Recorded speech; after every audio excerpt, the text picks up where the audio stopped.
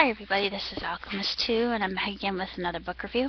I just recently read Chaim Potok's The Chosen, and it's a really gripping story about two young Jewish boys, and one of them comes from a Hassidic background, and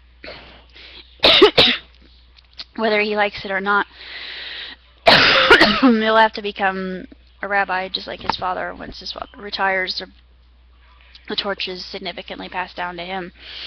And the other character, Reuven, he has a mind for Geometrica, sacred geometry, and he wants to be a rabbi, unlike his friend Danny.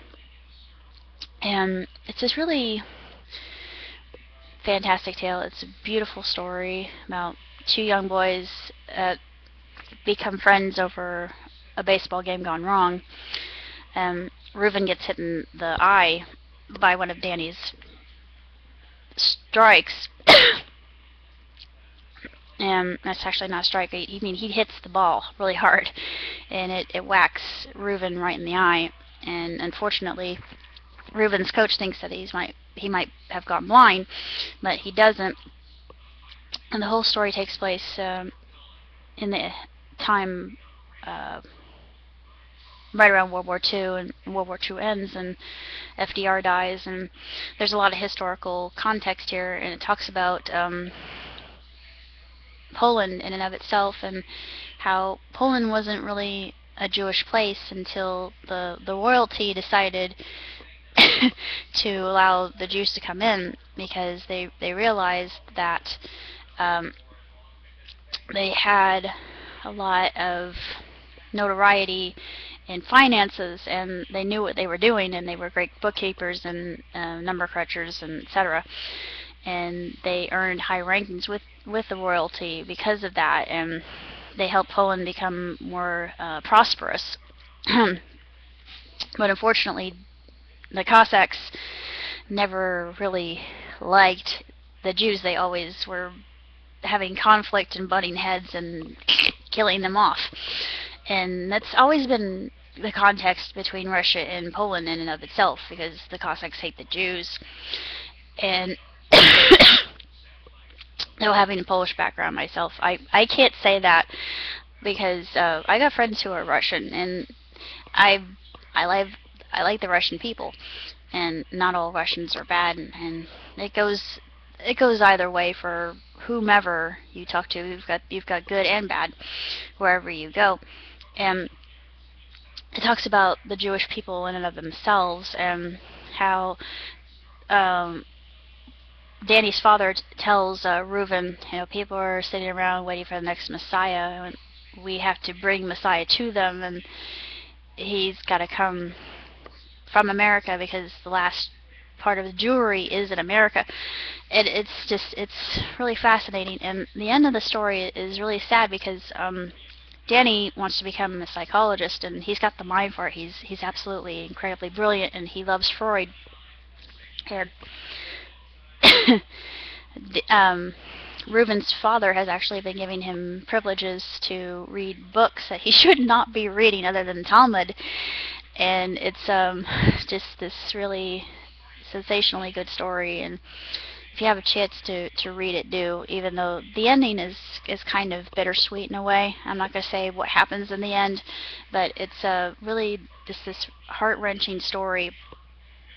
It's absolutely magnificently written, and if you're a person who is just fascinated by the Jewish people and the Jewish struggle and the Jewish religion, like I am, as I feel very closely linked to that, and I could quote Torah more than I can New Testament, and I'm not sure why this is, but I'm always going back to it. I think, why did I just say that? I just came at the right moment. But there's no such thing as coincidence. And this book came into my life at the right moment too, because I feel like I'm meant for something. I don't know what. I'm not like Danny, though, because Danny was kind of pushed into a role he didn't want to go into, because his experimental psychology was worthless. What he had studied, he was studying different kind of. What he had was he did not have the necessary information that he required on the subject, because it was a subject that didn't have a lot of resources behind it to back it up, and all that studying that he had done, it just was moot. And I thought, yeah, I know how that feels, because I've been through college, and I think, what am I going to do with my immense intellect now that I have all this information in my brain? That I still have a lot of creativity that I use, and I hope that it inspires people that watch this channel that I've made. And that's my real intent, and also doing those reviews and parodies and etc.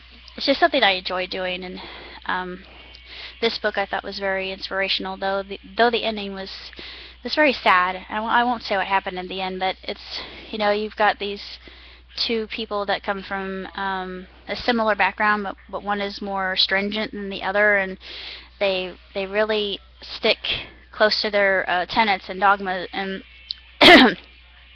the Hassidic religion has always transfixed me, but I'm not really into anything too fundamental. I just, I can't really support that, because I think it's kind of closed-minded. But I don't see that tradition in the way of being kosher is a bad thing, because the reason that they have that is so they live longer lives and they're healthier. And we can learn a lot from our Jewish brethren. I think that's just an opinion. Basically, all I have to say about The Chosen, and it's got some age on it, but it's really just a sensational book that I think all people should read, especially we Goyim, or I'm a Shishka. So anybody out there who is interested, even relatively so, especially in World War II and the events thereof, and Poland, what happened to Poland. Of course, we all know, history is there, and it's interesting, because the theme in and of itself, we do need the help of our Creator. But he's not going to do everything for us. We have to do some of it ourselves. We have to help ourselves, save ourselves, basically. And one thing that I discovered here is just the same thing that Paulo Coelho says, is how we're all on the same journey. We all walk through this life together as sons and daughters of humanity. I feel this is, I know, a very deep, heady thought that's profound, but it's true. We all bleed the same color, and we are all human beings. We are different from each other in our assets and attributes and everything else. But that's basically all I have to say. Until next time, live long, prosper. Ciao, tutti.